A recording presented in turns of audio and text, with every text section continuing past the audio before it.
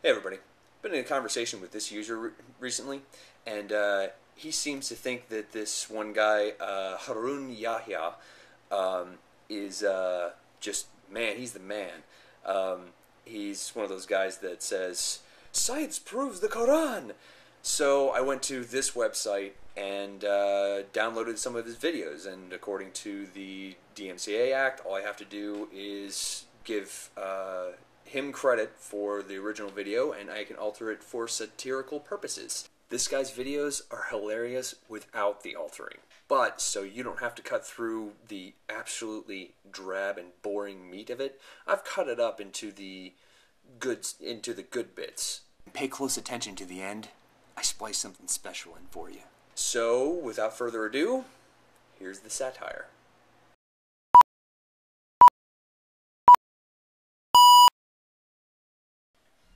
There have been a number of turning points in the history of mankind. Really? We are now going through one of them. Ooh. Some people call it globalization, or the information age. Although such analyses are correct, there is another development far more important than these. Really? Although some people may still be unaware of it, there has been a huge change in the field of science and philosophy in the last 20 to 25 years. Nice of you to notice. Atheism, that has so influenced the world of science and thought, is now undergoing an irrevocable collapse.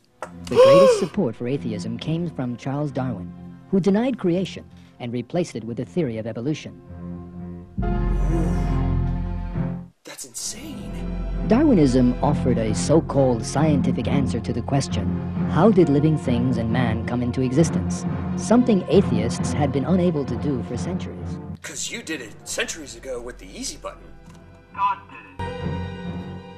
He claimed that there was a mechanism in nature that gave life to inanimate matter and then produced all the millions of different living species. A great many people came to believe that deception.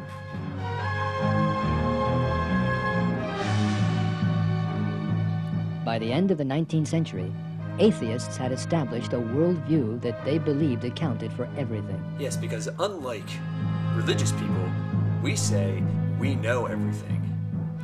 They denied that the universe had been created, saying that it had existed forever and had no beginning. When? Huh. They suggested that the order and equilibrium in the universe were the result of chance, and that there was no purpose in it. Oh no! Not no purpose! Dun dun dun, spooky music. The first blow dealt to atheism by 20th century science came in the field of cosmology. Belief in a universe that had existed forever collapsed, and evidence emerged that the universe did indeed have a beginning.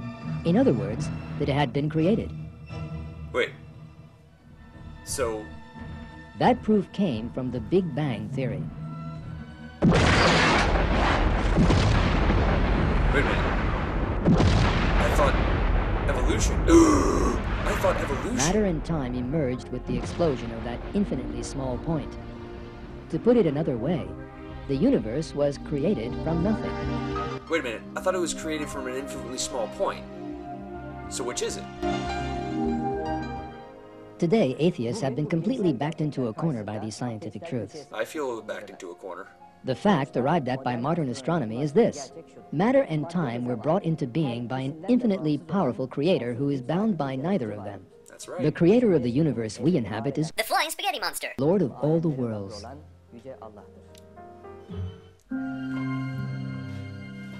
You see, Another atheist dogma demolished by astronomical discoveries in the 20th century is the idea of the accidental universe. ooh, The claim that the matter in the universe, the heavenly bodies, and the laws that regulate them emerged by chance with no purpose behind them has collapsed in a most striking manner. wow.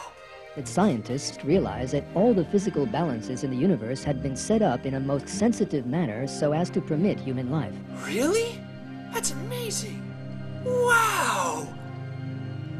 As research deepened, it was found that the physical, chemical, and biological laws in the universe, fundamental forces such as gravity and electromagnetism, and the structure of the elements had all been set up in the most ideal form for human life.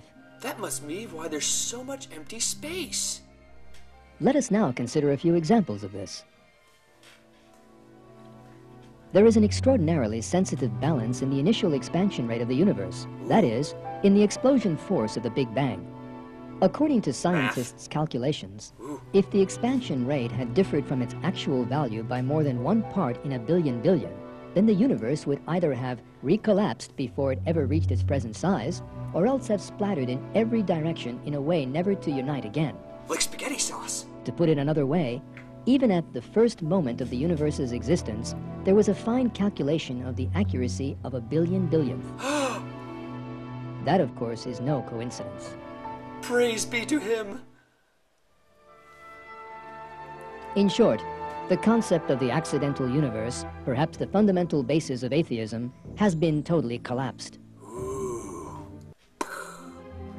The most important foundation of atheism as it reached its peak in the 19th century was Darwin's theory of evolution.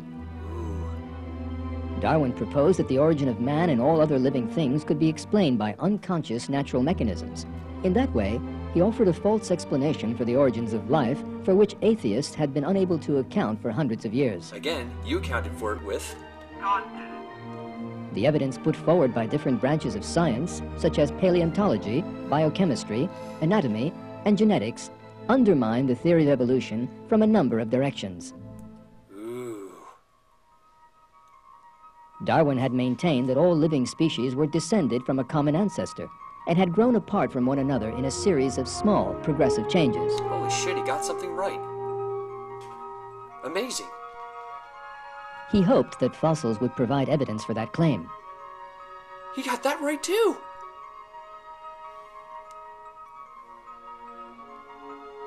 Yet all the fossil research throughout the 20th century presented a totally different picture. Uh-oh. Not one transitional species that might prove Darwin's theory was found. You just showed 4 of them. And there's For another. example, the phenomenon known as the Cambrian explosion is by itself sufficient to destroy the theory of evolution. Look at them! They resemble. Almost all the basic categories in the animal world emerged all of a sudden in that early geological period. They resemble the Lord. Living things from very different classes such as mollusks, vertebrates, arthropods, and echinoderms with their very different There physical he is! characteristics The emerged Lord! with their exceedingly complicated organs and systems all at once. They were created in His image. This fact that emerges from the fossil record demolishes the theory of evolution and is proof of creation instead. Praise be to the FSM. According to Darwin's theory, life on Earth must have begun from inanimate matter. So how did the first living thing come about? Like, I was confused because I thought that was abiogenesis and not evolution. Darwin failed to address that issue, contenting himself with writing that the first cell could easily have formed in some warm little pond. Right, and you can quote him, right? Our eyes, with which no camera can possibly compare. Bird wings that inspired aeronautical technology. The complex and interdependent systems within the living cell. The extraordinary information contained in DNA. All these are clear examples of creation. Touched by his noodly appendage. In short, science once again confirms the fact that The flying spaghetti monster created all living things. Oh yes. Praise be to him.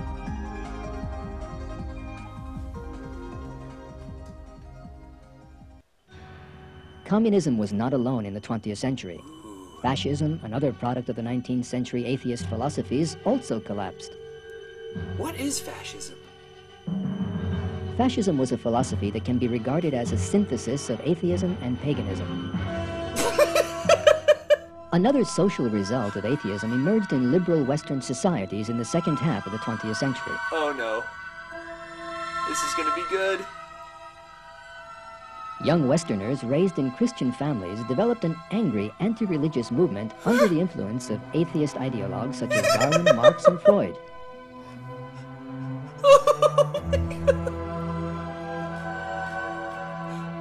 That's what happened in the 60s. That That's movement what they were developed writing rapidly about. in the United States and Western Europe in the 1960s and gave birth to the sexual revolution and the hippie dream that accompanied it. In fact, A world without religion actually brought them to an unhappy end. Oh wait, next scene. The hippie leaders of the 1960s either killed themselves or died from drug-induced comas in the early 1970s. Listen very carefully. The Quran attempts to use science for its own ends, and yet it is science that is actually destroying it. It is inevitable that that should happen, and the existence of God is the greatest irrationality possible. It is He who created everything on the earth for you, and then directed His attention up to heaven and arranged it into 7 regular heavens. He has knowledge of all things. Praise be to Him.